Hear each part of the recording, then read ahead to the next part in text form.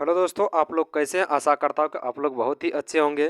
तो मैं आज फिर प्रीवियस ईयर्स बिहार पुलिस के जो प्रीवियस ईयर्स क्वेश्चन है वो लेकर आया हूँ। ठीक है, बिहार पुलिस का जीके जीएस का जितना भी प्रीवियस ईयर क्वेश्चन है आप लोगों को इस चैनल के माध्यम से कराया जाएगा। तो आप लोग इस चैनल पर को सब्सक्राइब कर लीजिएगा, बेल आइकन की घंटी को दबा दीजिएगा जा तब कि जबकि जो भी मैं वीडियो डालूँ प्रीवियस ईयर का क्वेश्चन का तो आप लोगों को नोटिफिकेशन पहुँचे। ठीक है, तो चलिए मैं आज का वीडियो ये जो क्वेश्चन है आज का शुरू करते हैं। ठीक है, चलिए इसका पहला क्वेश्चन है कि राष्ट्रीय आय का अर्थ क्या होता है? राष्ट्रीय आय का अर्थ क्या होता है? तो राष्ट्रीय आय का अर्थ होता है उत्पादन के साधनों में आय। राष्ट्रीय आय का अर्थ क्या होता है? उत्पादन के साधनों में आय। दूसरा क्वेश्चन है कि रबड़ फसल किस क्षेत्र में पाया जाता है? रबड़ का फसल जो है भूमध्य रेखीय क्षेत्र में पाया जाता है। किस क्षेत्र में पाया जाता है? रबड़ का फसल, याद रखिएगा कि रबड़ का फसल जो है भूमध्य या रेखीय क्षेत्र में पाए जाते हैं। उसके बाद अगला क्वेश्चन देखिए, आहार नाल मुख्य रूप से विकसित होते हैं। आहार नाल मुख्य रूप से कहाँ विकसित होते हैं? तो आहार नाल मुख्य रूप से मुंह के कोलोन तक विकसित होते हैं। आहार नाल के मुंह के कहाँ तक होते हैं? मुंह के कोलोन तक विकसित होते हैं। उसके बाद चलिए, उसके बाद करेंगे उत्तर पश्चिमी भारत में शीतकालीन वर्षा जिस चक्रवात के कारण होता है वे उत्पन्न होते हैं कहाँ से? याद रखिएगा कि कह रहा है कि उत्तर पश्चिम भारत में, कहाँ पे?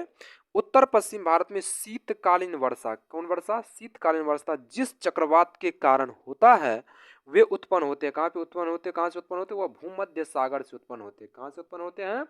भूमध्य सागर से उत्पन्न होते हैं।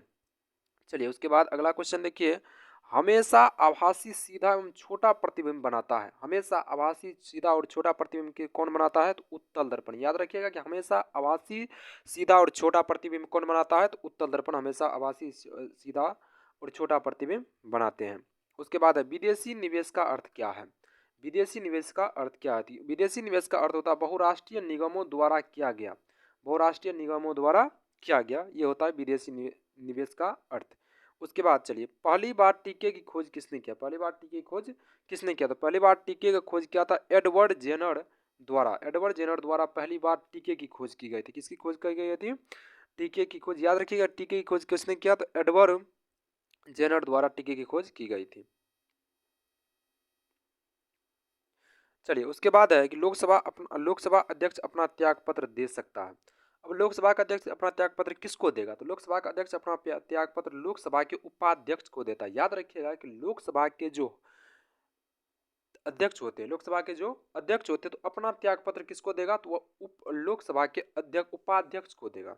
ठीक है, उसके बाद अगला क्वेश्चन देखिए क्या कहता है, राष्ट्रीय विधि दिवस मनाया जाता है। राष्ट्रीय विधि दिवस कब मनाया जाता है? तो 26 नवंबर को राष्ट्रीय विधि दिवस मनाया जाता है। कब को? 26 नवंबर को राष्ट्रीय विधि दिवस मनाया जाता है।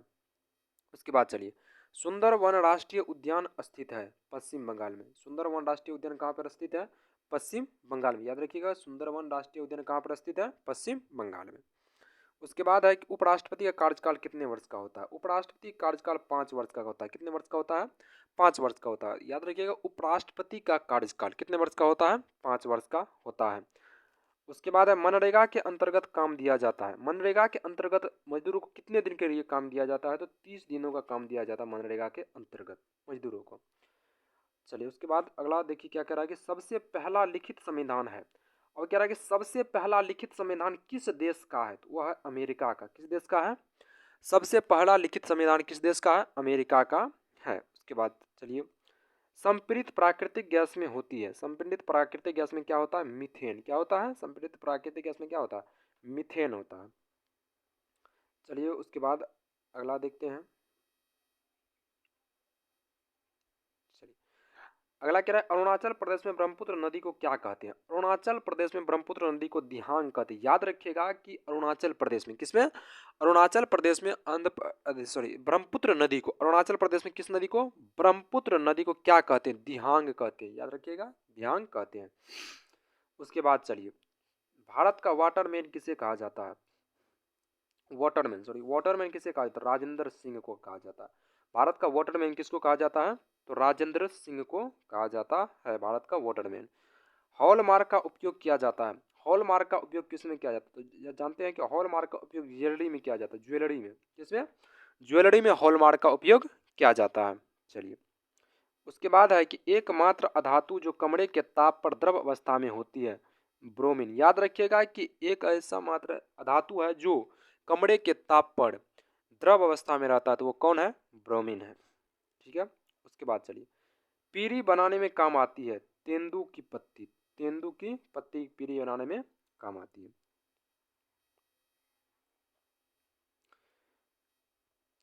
उसके बाद है भारत में सर्वाधिक वर्षा स्थल कहाँ है? तो मासिनराम में भारत में सर्वाधिक वर्षा का स्थल है।